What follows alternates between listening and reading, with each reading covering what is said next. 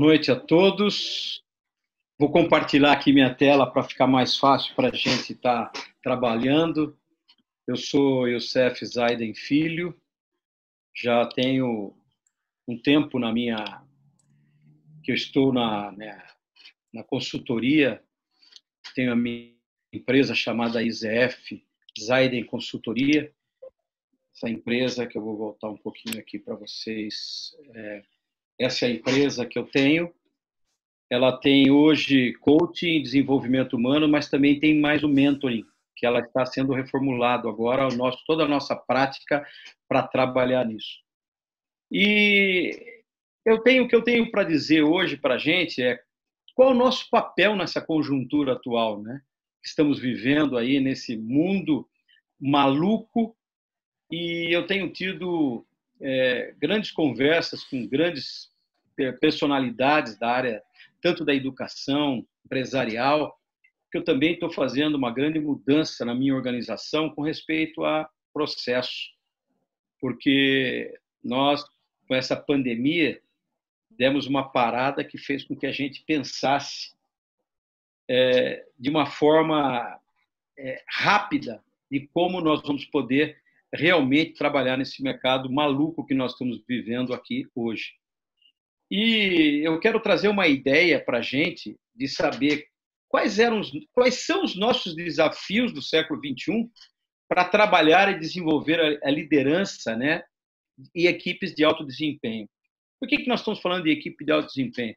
Fundamentalmente, hoje, e eu estou vindo até de uma reunião para falar sobre a questão do coach de equipe, que é um curso pela ICF, dado na América Latina, tem só 3 brasileiros, eu, mais uma pessoa de Florianópolis e uma do Rio de Janeiro, porque o ICF, que é o órgão que fiscaliza o coach no Brasil e no mundo, viu essa possibilidade agora de uma grande mudança, que nós vamos ter que trazer isso para a nossa vida de consultoria, trabalhar forte a equipe. E vou mostrar por que durante esse nosso bate-papo.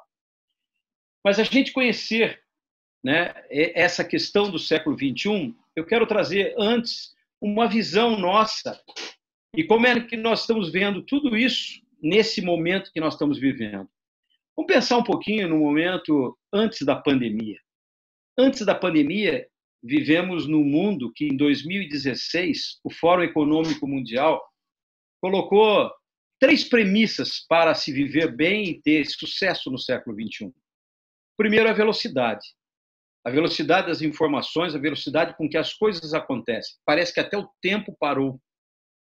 Depois, a segunda coisa é o conhecimento. Nunca se falou tanto em conhecimento, mas não conhecimento raso, conhecimento que para tomada de decisão assim rapidinho, não, conhecimento profundo das coisas. Isso foi uma segundo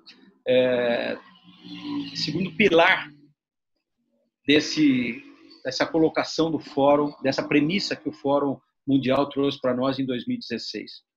E o terceiro, tecnologia. E eu estava conversando esses dias com um grande professor aqui no Brasil, o professor Donizete, ele é da USP, trata ele como Dom. Ele há 30 anos trabalha com a questão de inovação e tecnologia. E agora ele é um dos suprassumos, das sumidades no Brasil com relação à questão de inteligência artificial. E a área de saúde saiu na frente disso. E nós estávamos colocando essa condição. Antes dessa pandemia, que nós vivíamos nesse mundo, nessa correria, nós trazíamos conosco uma bagagem. Nós trazíamos conosco algumas ferramentas que, ao longo do século XX, o século XXI iniciando, nós tínhamos como um conhecimento. Só para a gente ter uma ideia, de 1500 a 1900, para a consolidação do conhecimento, foram 100 anos. E nós estamos falando em 2020 agora, onde o conhecimento gira em 12 horas. Isso é uma coisa que traz medo. Então, nós vivíamos uma vida numa correria e o planeta mesmo não estava conseguindo suportar isso. E aí, de repente, veio o mundo parado, veio o mundo parou, veio o bonde e agora você tem que descer e para tudo. E o que nós vamos fazer? Não sabemos. Temos que aprender. E aí, nessa conversa com ele, eu perguntei o seguinte: Dom, o que nós vamos fazer pós-pandemia? Ele falou, também não sei. Eu só sei que nós vamos ter que começar uma vida reaprender, ou seja, começar tudo de novo. Aquilo que nós já aprendemos, ele vai, lógico, vai servir para alguma coisa, como tem coisas, tem conhecimentos que são atemporais. E aí a gente tem que, então, pensar em conhecer a nossa realidade, conhecer o nosso novo momento, de como nós vamos participar desse novo momento. Eu estou vendo dentro das universidades hoje essa mudança tão radical e rápida. Nas grandes companhias financeiras, o que ia se fazer em 5 anos está se fazendo em 1 mês. Então, o ser humano hoje ele está vivendo um momento de novo aprendizado, um momento de olhar para frente e entender como nós vamos viver num mundo desse, onde o século XX, a crença do século XX era a competição. E quando iniciou o século XXI, a crença era a cooperação, mas ninguém entendeu. Ainda vivíamos, muitas das organizações viviam no século XX, com a questão do poder, com a questão da liderança autoritária, com uma série de coisas, e a competição correndo. E isso foi se agravando por conta da velocidade, por conta do conhecimento, por conta da tecnologia. Estamos vendo, e vimos até antes da pandemia, muitas das nossas profissões acabarem. E daí? Que curso vamos fazer? Tanto que eu vou sortear hoje um livro chamado O Empreendedorismo para Jovem, para aqueles que estão aqui. Porque nós, no início do século, em 2010, eu e o Jerônimo, começamos a pensar que nós trabalhamos muito forte com grandes organizações. Em 2016, eu tive um grande problema com a minha consultoria e, graças à questão de cooperação, nós pudemos enxergar uma luz no final do túnel. E aí, em 2010, conversamos eu e o Jerônimo e vamos, então, escrever um livro pensando em 2 coisas para o jovem, que esse jovem, em 2030, 2040, será o futuro desse país. Mas esse livro nós escrevemos com 2 perguntas importantes, pensando na linguagem desse próprio jovem. E a primeira pergunta era: que faculdade, que universidade eu vou participar, ou eu vou para lá? E aí entra a questão do meio ambiente, crenças, o meio ambiente influenciando o pai, mãe, o mundo, e às vezes o jovem não tem esse poder de escolher aquilo que ele quer fazer, porque existe uma influência muito grande, existia uma influência muito grande por conta de família, pressão do próprio meio ambiente, das questões que vinham do século XX, quer dizer, que são crenças que vinham desse próprio século XX. E aí ele entra numa faculdade, começa a fazer a faculdade e enxerga que aquilo, que será? Por que será que eu vou fazer essa faculdade? Para que vai servir? Como vai ser o mercado lá fora quando eu sair daqui?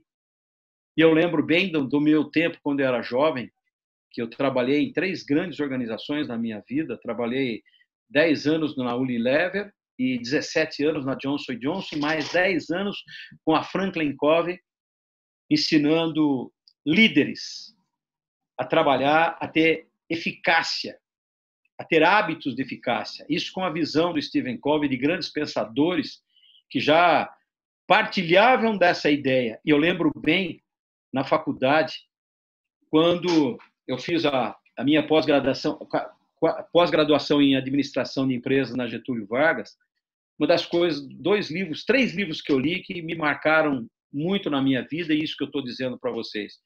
1984, 83 e 84. Peter Drucker, num livro chamado Descontinuidade, dizia: o século XXI será totalmente diferente do que vocês estão acostumados a ver. Tudo será diferente, tudo vai mudar. E ele dizia uma coisa, e prestem bem atenção, esse futuro está 2 minutos à nossa frente. E a gente não entendia isso, 2 minutos à nossa frente, o que significa isso? Depois, Alvin Toffler escreveu 2 livros fantásticos, um grande escritor americano. Ele escreveu o primeiro, Choque do Futuro. Choque do Futuro é exatamente pegando aquilo que o Peter Drucker disse, ele confirmou com outro livro chamado Previsões. Que o século XXI seria um século totalmente diferente daquilo que nós estamos acostumados. Ele mudaria todas as crenças. E aí eu comecei a estudar isso e parti e pensei, qual seria então a nossa realidade? O que eu preciso fazer para entrar no século XXI? Eu preciso entender, quando teve a mudança do século XXI, a grande e a nova realidade. Qual era a nova realidade desse século XXI? Até então não tinha ainda o Fórum Econômico Mundial dizendo para a gente qual era a nova realidade. Mas aí sim, eu entendi qual era o paradigma nessa nova era chamada era do século XXI, era do conhecimento. Nós estamos saindo da era industrial e entrando no mundo do conhecimento. No mundo onde o que eu quero não é mais a mão de obra. Antigamente eu queria a mão de obra das pessoas. Hoje eu não quero a mão de obra das pessoas. Eu quero o quê? Eu quero o que ela tem aqui, o maior patrimônio dela, que é a sua mente, a sua experiência, o seu conhecimento. Por quê? Porque as organizações, todas elas, têm 3 metas que são crucialmente importantes, como diz Rancharan. E quais são elas? 3 metas crucialmente importantes para qualquer organização. E aí eu pensei, o que é organização? Bom, organização é todo aquele pessoal que constrói, que faz. Não! Tem um outro paradigma que nós temos que construir. E não é venda, compra, só isso, não. A relação mudou. A relação mudou com o nosso cliente, com o meio ambiente, com tudo que nós fazemos. Essa relação está mudando. Por quê? Porque eu não sou mais empregado. O primeiro paradigma que o século XXI quebrou foi a questão do emprego. E ainda insiste em falar sobre a questão de emprego. Desde a década de 80, 82 começou o downsizing, e agora nós estamos vivendo a questão ainda de se ouvir, né, de ouvir a televisão, jornais, 17, 13, 14, sei lá quantos milhões de desempregados. Mas, gente, não existe emprego. A própria etimologia da palavra emprego significa escravo. Isso foi da antiga Roma. E no século XX, a era industrial precisou dessa nomenclatura para trazer a pessoa para dentro da fábrica. E como que eu fazia isso? Eu tomava conta da vida das pessoas, tornava as pessoas dependentes. E o século XXI trouxe uma outra coisa, não é mais essa dependência. Por quê? Eu preciso entender que na minha vida eu tenho que atender a 3 metas crucialmente importantes de qualquer organização. Quais são elas? Primeiro, cliente. Mas cliente é fácil, parece fácil. Eu tenho entrado em várias organizações que eles querem aumentar o número de clientes. Mas eu digo, por quê? Por que você quer aumentar o seu número de clientes? Não, porque nós precisamos, a concorrência, market share e todo mundo. E aí eu perguntei para essas grandes organizações, qual é o cliente número 1 da sua organização? Houve um silêncio. Não sei. Não me lembro. E você quer aumentar a sua base de clientes, você não cuida daquele, porque a segunda, dentro de clientes, são 2 coisas que eu preciso aprender. Primeiro, prospectar cliente. Prospectar cliente é criar para ele valor naquilo que ele está montando, naquele negócio dele. Porque o que nós queremos fazer? Atender as nossas metas crucialmente importantes. Todos nós no mesmo barco. Por isso que o paradigma da nova era é a cooperação. E aí, pensou o seguinte, prospectar talvez seja mais fácil, mas e manter o meu cliente? Que necessidade ele está querendo? Como eu posso ajudá-lo a entrar nesse século XXI, onde velocidade das informações, conhecimento é fundamental e a tecnologia vem para nos auxiliar? Como utilizar tudo isso no século XXI, onde eu venho com um paradigma da era industrial? Estou tentando entrar nessa era do século XXI, que é a era do conhecimento. Aí eu preciso entender a minha segunda meta crucialmente importante. Qual é a segunda meta minha crucialmente importante? A segunda, sustentabilidade. Imagine, estamos vivendo agora no paradigma, agora nesse tempo de pandemia, estamos no durante, porque antes já foi, agora estamos no durante. O que é o durante? É pensar na sustentabilidade. Aí eu fico entendendo, pensando, vendo essas brigas políticas, a pessoa fica em casa, fica em casa. É fácil falar para alguém ficar em casa quem tem dinheiro para ficar em casa não sei quanto tempo, porque essa pandemia não vai durar menos que 2 anos enquanto não encontrem uma nova vacina ou essa população que nós temos mundial fique imune ao vírus. Então, essa sustentabilidade é importante, não só no Fica em Casa, mas nas organizações, na vida. E, para isso, eu preciso ter 2 novas atitudes dentro de sustentabilidade. A sustentabilidade está dividida em 2 coisas, inovação e criatividade. Agora, imagine, mundo do conhecimento. Venho da era industrial, onde lá todo mundo cuidava da minha vida, eu pensava, eu entrava numa organização e pensava em aposentar naquela organização. Meu paradigma, a minha crença, as minhas habilidades eram focadas para aquilo. E agora eu tenho que mudar completamente toda a minha habilidade, toda a minha forma, todas as minhas competências para pensar num mundo desse. Eu preciso muito para ter essa sustentabilidade, de entender o que é inovação e criatividade. E a terceira meta, crucialmente importante de qualquer organização, seja ela até sem fins lucrativos, que é a questão financeira. Mas a questão financeira, eu preciso entender da questão financeira também. Qual é a questão financeira que nós estamos falando? É o quanto eu sei ter de receita, o quanto eu sei trabalhar com a minha despesa, porque eu sou medido pelo lucro líquido. O que mostra o valor de uma organização é o poder que ela tem de dar lucratividade. Mas ela precisa disso tudo. E quando eu falo da questão de sustentabilidade, nada mais do que importante no mundo de hoje são as pessoas. Conhecer essa realidade, então, é uma coisa importante. Aí eu lembrei de um grande mestre chamado Peter Senge, que ele escreveu a Quinta Disciplina. Mas eu leio e gosto da Quinta Disciplina, Caderno de Campo, que ele dizia em 1995 na praia, pensando como eu posso ajudar as pessoas a entrarem no novo milênio, no novo século. Eu preciso que elas tenham pensamento sistêmico. Eu preciso que essas pessoas pensem sistemicamente, que essas pessoas entendam tudo isso. E aí ele criou a Quinta Disciplina. Domínio pessoal, conhecer a si mesmo. E, gente, eu vou falar uma coisa para vocês que foi sensacional comigo acontecer. Eu sou filósofo e entender quando Sócrates, 400 anos antes de Cristo, disse: conheça-te a ti mesmo. Quando ele foi visitar a cidade de Delfos, estava lá na entrada de Delfos essa frase: conheça-te a ti mesmo. E eu venho lutando há tanto tempo para conhecer. O que é conhecer a si mesmo? Falei com grandes mestres, pensadores, conheci grandes, estudei com eles. Eles falavam: entre para dentro. Mas entrar para dentro, o que eu sou? Eu sou aquilo que eu sou, tenho minhas competências. E aí, sábado passado, eu entendi isso que é conhecer a si mesmo. Vocês não imaginam qual foi a minha surpresa. Eu estava lendo o livro Evolução, e quando você entende a evolução do ser humano, entende porque hoje nós estamos com o planeta totalmente sem condições de atender 7 bilhões de pessoas, porque no início não era mais do que 2.000 pessoas, e hoje nós estamos com 7 bilhões.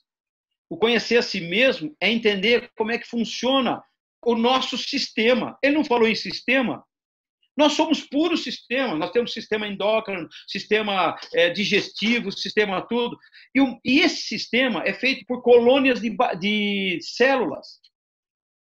E quando eu entendi que as células têm sistema judiciário, sistema de proteção ecológica, sistema de proteção de imunização, tratamento de água, tratamento de ar, eles vivem em harmonia e estão 100 anos na nossa frente com a relação da quarta Revolução Industrial. Eles já não estão mais na Revolução Industrial, passaram há 100 anos. As nossas células. Mas aí, como é que elas são tão muito mais inteligentes e avançadas que nós? Porque aí tem um problema que Freud falou lá em 1930, a questão do ego. O ego comanda a nossa mente, que é a separada do cérebro. Mas quando um desses organismos que vê que a coisa não anda, eles querem tomar conta do organismo todo, saem daquilo que chama-se cooperação e transforma-se num câncer. O que é o câncer? É uma comunidade de células querendo tomar conta do objetivo comum que todas elas têm, são separadas, mas para atingir o quê? O objetivo da nossa vida. Puxa, quanta coisa maravilhosa descoberta dessa questão do conheça-te a ti mesmo.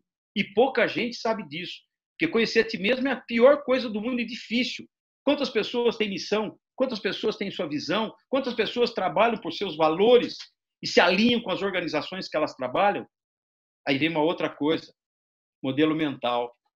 Nunca se falou no século XXI tanto em modelo mental como estamos vivendo hoje. Todas as inteligências, a partir da inteligência emocional do Daniel Goleman, começou a aparecer. Estou estudando múltiplas inteligências, como inteligência visual. Quando eu comecei a enxergar, falar o que é inteligência visual, eu compreendi por que a gente é cego e não enxerga nada. Porque o cego enxerga muito mais do que a gente. Porque é simples. Nós trabalhamos com uma questão de foco. Se você falar para você, olha em cima de uma escrivaninha, olhe aquela lapiseira. Aonde vai os seus olhos? Para a lapiseira. Nada de que está na escrivaninha você não consegue enxergar. E não são os olhos que enxergam. Os olhos passam essa informação, essas imagens, para o cérebro, que ele faz essa visão. Aí tem a visão, tem a inteligência sexual, a inteligência espiritual, que está falando sobre metas, propósito, uma série de coisas. E aí tem a questão de você entender quais são as competências que esse novo milênio quer, competências, quais são as nossas habilidades e quais são as nossas atitudes. E aí eu lembrei muito bem do grande mestre também, já de 1929, Napoleão Hill, que ele falava o seguinte: uma das piores coisas do ser humano é ele ser inerte, ele ficar paralisado. E aí, quando eu olho isso, falo assim, puxa vida, como nós podemos ter uma visão compartilhada que é a nossa comunicação? Qual é a nossa comunicação? Como é que nós comunicamos? Aí eu fui começar a entender um pouquinho disso. Como eu comunico uma meta crucialmente importante dentro da organização? Eu não consigo delegar, eu delargo. Porque delegar vai muito além do que delargar. E aí a parte de baixo. Como se aprende em equipe através de delegação, fazer com que eles aprendam. E a equipe é a menor hoje, a menor comunidade dentro de uma aldeia global. Vou passar isso para vocês daqui a pouquinho. Delegação. Parece simples, mas a delegação não é simplesmente passar uma meta com um número frio que tem que se fazer. Não.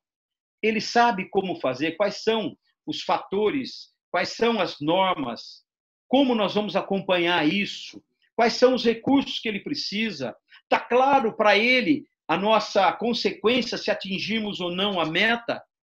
Então, isso é delegação.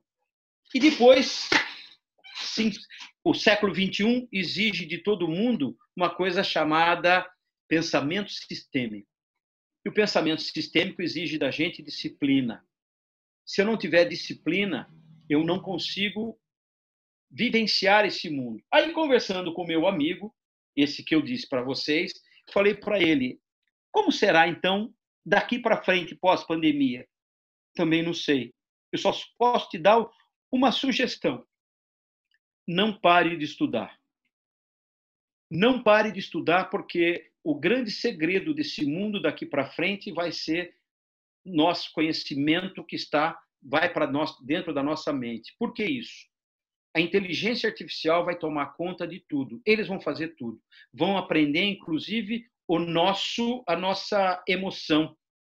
Eles vão aprender isso. Eu não vou precisar fazer nada. E já vimos algumas ideias de enfermeira no hospital na China indo visitar o paciente e fazer o que nós, humanos, fazemos, eles fazem. Só que com uma acurácia de 99,9% e nós com 72,4% de acurácia no nosso negócio. E aí eu comecei a pensar, puxa, qual será, então, o nosso segundo desafio nesse século XXI? Nós já ouvimos falar da questão do VUCA. Muito se fala dessa VUCA. E antes da pandemia, esse mundo vivia numa volatilidade tão forte, incertezas, então, complexidades, ambiguidades. E agora, no pós-pandemia, duas coisas entram dentro do VUCA. Medo, de uma forma, o ser humano tem medo, e é importante que ele tenha medo, e a questão da esperança. De esperança de sairmos dessa para um mundo bem melhor e que a gente vai conseguir viver. Precisa viver. Eu não tenho dúvida disso. Mas primeiro eu preciso, dentro desse nosso desafio, buscar entendimento de como nós saímos dessa crise. Parece fácil sair da crise, mas não é. A crise, mudanças que já vêm desde o início da civilização, que é uma coisa que é inerente à nossa civilização, mas eu preciso mudar o meu comportamento. Porque tem duas formas que a crise ela atinge. De um lado, as pessoas, de outro, as empresas. Dentro do nosso viver hoje, que nós estamos durante essa pandemia, nós saímos de uma coisa chamada zona de conforto, que o século XXI já impôs para a gente numa correria que nós entramos. Ele trouxe mudança, instabilidade, desconforto para todo mundo, porque se ouvir falar de desemprego, e o que o desemprego traz? As pessoas não estão preparadas para sair do século XX, onde alguém tomava conta da tua vida. Essa é o desconforto, porque é gostoso alguém tomar conta da nossa vida. Só que as organizações não querem mais tomar conta da vida de ninguém. Eu não preciso mais da mão de obra. Com a inteligência artificial, a mão de obra não tem mais sentido. E sair dessa zona de conforto não foi fácil também para as empresas, porque eu preciso fazer o quê? Essas mudanças que estão acontecendo. Para que eu preciso de um parque enorme de produção? Então, eu preciso fazer as adequações. Isso mexe nas finanças e mexe também com a liderança na questão de decisões. Estamos agora no centro. Nesse centro tem duas zonas que eu preciso prestar atenção. É a zona do medo que eu estou vivendo agora, que ela traz o que para a gente? Insegurança, instabilidade emocional, mexe com o nosso estoque de emoções, indefinições para as organizações, projeção de cenários, riscos, impactos, provisões, reserva. Como que eu vou fazer isso? Falando em provisões, esse era um hábito que a gente deveria ter há muito tempo, de preservar as coisas e pensar como eu posso guardar isso para um futuro que eu não sei que é incerto. Ações pontuais que nós estamos tendo que tomar nesse momento e comunicação muito assertiva. E a gente está vendo o quanto a comunicação é um problema no mundo em que nós vivemos. Não entende a política, não entende a saúde, não entende o jornalismo, cada um fala de uma coisa e essa zona do medo vai demorar um pouco para a gente sair. Até que a gente entenda que eu preciso, nesse momento que estamos vivendo de pandemia, só que não é mais agora uma visão de longo prazo, de 10, 15, 20 anos, para o aprendizado. Não. Isso vai ser no máximo 6 meses eu tenho que estar pronto para essa próxima fase que nós vamos viver. Eu preciso aumentar a minha confiança, preciso ser responsável pelas minhas ações, pela minha organização, que é você limitada. Eu preciso ter um esforço maior do que eu tenho agora para conseguir atender essa mudança. Preciso ter uma habilidade ou uma competência da persistência. E as organizações, cada vez mais, precisam ser transparentes. Elas precisam ter criatividade, que é a sustentabilidade delas, que é a segunda meta crucialmente importante de qualquer organização, inclusive a minha Youssef Limitada. Eu preciso fazer várias adaptações e ajustes. Fiz agora.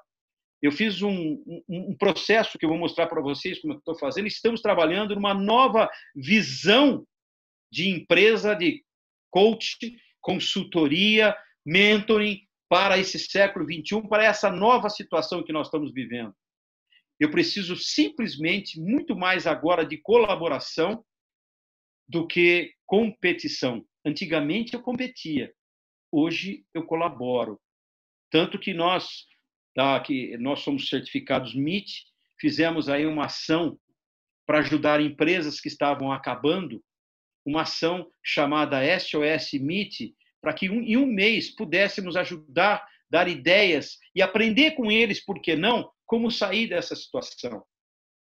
Eu preciso de uma liderança que seja uma liderança não coercitiva, mas uma liderança equilibrada, que entenda de processo, que entenda de gente, que entenda de negócio, que entenda de finanças e que busque no mercado onde nós estamos vivendo parcerias. E é isso que eu estou fazendo agora. Estou fazendo uma joint venture com uma empresa que nós vamos fazer o quê? Pegar vários consultores com especialidades e criar um processo para ajudar as organizações. Esse é o nosso negócio. Para depois, sim, daqui a alguns anos, isso tem uma visão de 2030, as coisas serem totalmente diferentes do que nós vemos hoje. Pessoas com engajamento, pertencimento, orgulho, desenvolvimento, colaboração, porque eu não uso mais a minha mão de obra, eu vou usar aquilo que eu tenho aqui, aquilo que eu aprendi, porque a inteligência artificial, ela vem da tecnologia, ela é um auxiliar, ela vai nos ajudar a fazer aquele trabalho pesado, mas tem que ter alguém que alimente essa tecnologia chamada inteligência artificial. As organizações vão precisar de novos processos de marketing, novos processos de negócio, novos modelos de como dirigir a sua organização no mercado tão volátil como vai ser esse nosso, por tanta o conhecimento girando tão rápido. Eu preciso criar novos clientes. Quem são os nossos clientes? Como eu faço a fidelização desse cliente? E, fundamentalmente, a imagem da minha organização. A comunicação está aí. A imagem da sua organização. Como você é visto no mercado.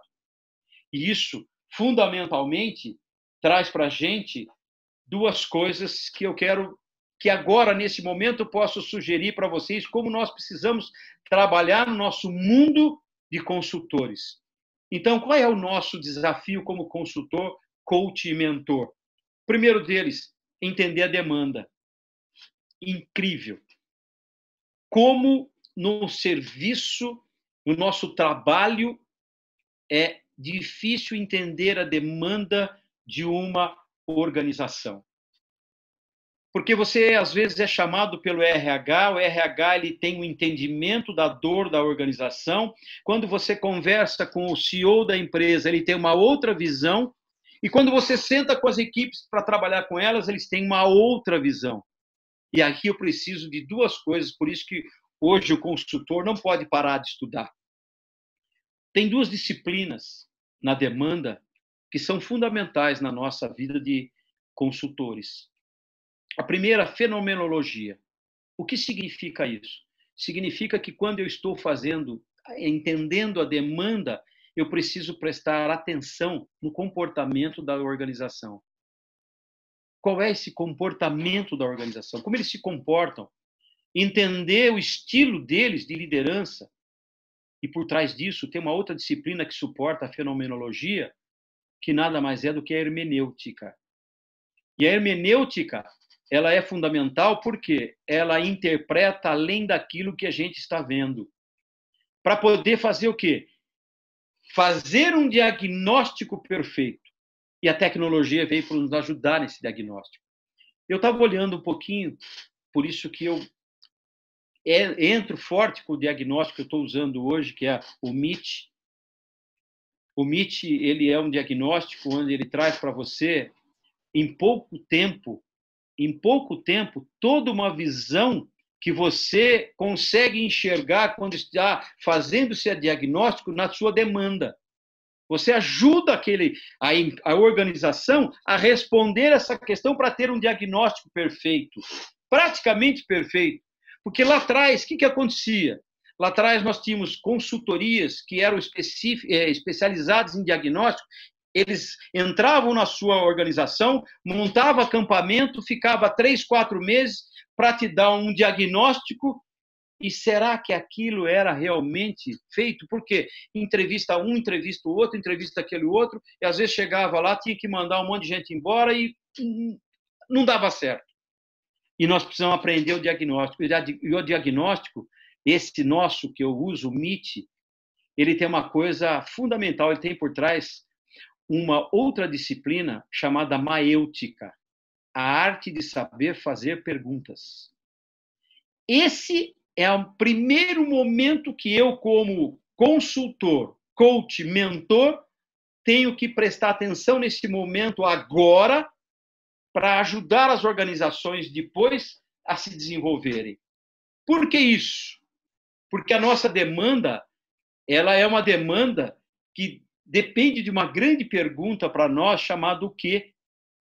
E a demanda, ela vem de uma forma discutativa, aquilo que eu falei, ser bom na forma de interpretar as dores dos nossos clientes. Será que realmente eu sei qual é a dor dos nossos clientes? Aqui eu quero fazer só um parênteses com o segundo pilar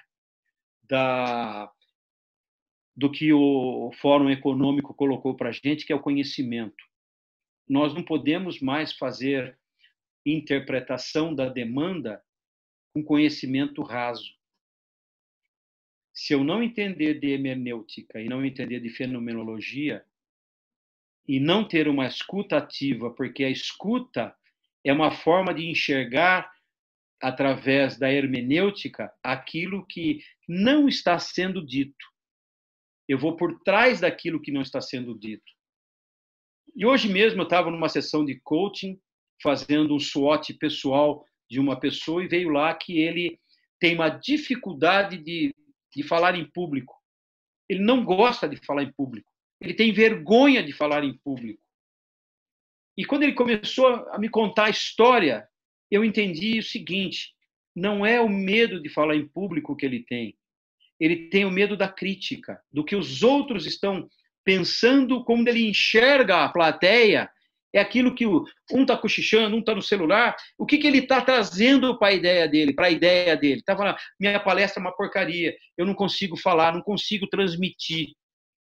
E é isso que eu preciso ajudar as pessoas a entender essa dor para quebrar isso.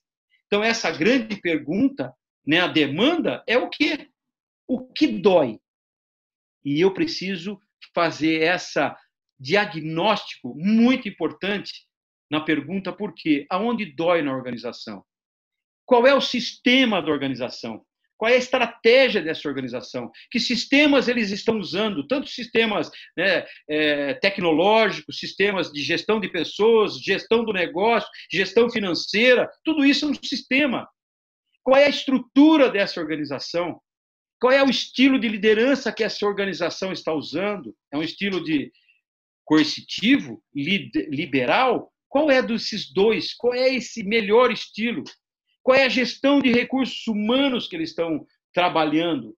E isso, por incrível que pareça, o diagnóstico ele é fundamental. E quando a gente tem um diagnóstico com tecnologia e que cobre tudo isso, sabe quanto tempo a gente ganha? Quando a gente tem isso em 2, 3 semanas, bem feito, na hora que você vai desenhar aquela a sua participação junto com a equipe de alto desempenho que nós queremos montar, porque aí está o grande segredo na colaboração.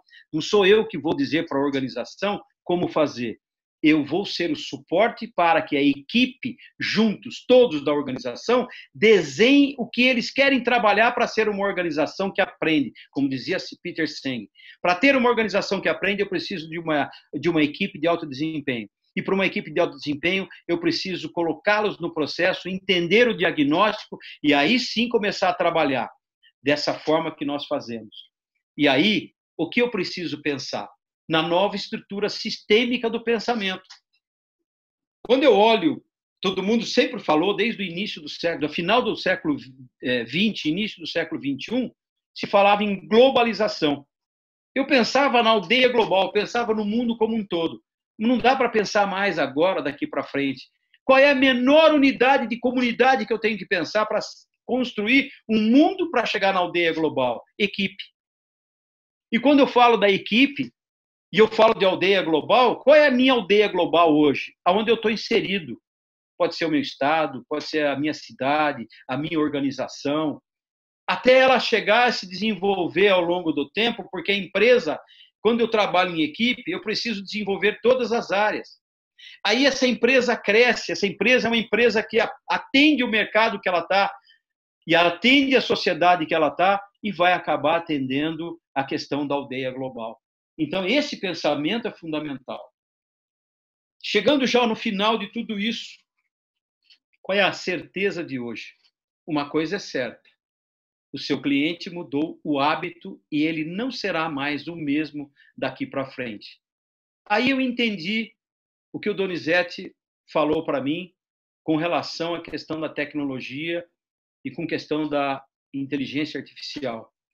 Como o meu cliente mudou seu hábito, não será mais o mesmo, então aquilo que eu fazia para captar, para fidelizar o meu cliente, não vai ser mais esse conhecimento que eu preciso. E eu não sei qual será o próximo. Como é que eu vou fazer isso? Trabalhando. A partir do momento que eu começo a trabalhar também na minha questão do meu conhecimento. Entender qual é o comportamento que o mundo vai seguir daqui para frente e, a partir daí, fazer uma aldeia global de conhecimento para entender como outros estão agindo, de que forma estão agindo, e não guardar o conhecimento para você, porque guardar o conhecimento para você no mundo de cooperação é simplesmente morrer no seu mercado. Então, esse é o grande segredo. Eu quero encerrar hoje esse bate-papo que nós tivemos aqui. Para mudar um grande país, uma grande organização e uma pessoa, precisamos acabar com a cultura do medo e estabelecer a cultura da confiança. A confiança é o grande ingrediente-chave de sucesso do futuro. Por quê? Você quer ser líder? O líder, o âmago da liderança é a confiança. Basta você perder a confiança numa organização, numa pessoa, você não faz mais negócio, principalmente num mercado em que nós estamos vivendo. E o grande segredo para o consultor de hoje, para o coach de hoje, para os mentores de hoje, é que você crie autoridade no mercado em que você está inserido. Para criar autoridade no mercado em que você está inserido, você precisa de conhecimento. Mas precisa de um conhecimento não raso. Eu preciso de um conhecimento que seja profundo. Eu preciso ter a arte de saber fazer pergunta e a arte de escutar, através da pergunta, a resposta que eu estou recebendo. Porque, às vezes, na tomada de decisão, eu vou precisar, no processo que fazíamos anteriormente, viver fazendo diagnóstico em cada fase do processo.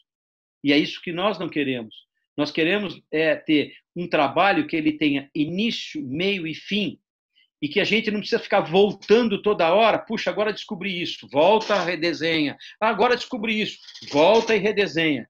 E para isso eu preciso ter um sistema de diagnóstico muito bem elaborado, muito bem testado e que ele continua sempre em crescimento e aprendizado.